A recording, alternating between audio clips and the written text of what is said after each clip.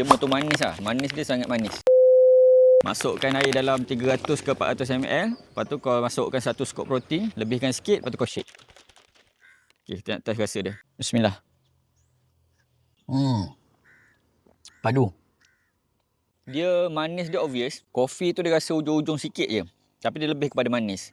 Dia nak kata berlemak tak berlemak sangat. Dia motor manis lah. Manis dia sangat manis. Kau kena tambah air lebih sikit kalau kau tak nak manis. Satu skop tu 40 gram. Kau dapat 30 gram protein. Yang mana struggle nak cukupkan protein intake nak buat strength training ataupun nak cepatkan recovery, kau boleh dapatkan whey daripada on the go ni. Rasa sedap.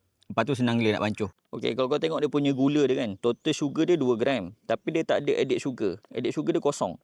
Sebab apa? Dia pakai ni. Kau nampak ni? Sucralose dan juga acesulfame potassium. Dua-dua ni alternative sweetener. Ada zero glycemic index dan juga zero kalori.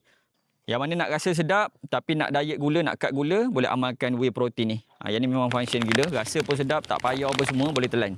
Yang mana berminat korang check dekat bawah. Harga tengah murah. Assalamualaikum.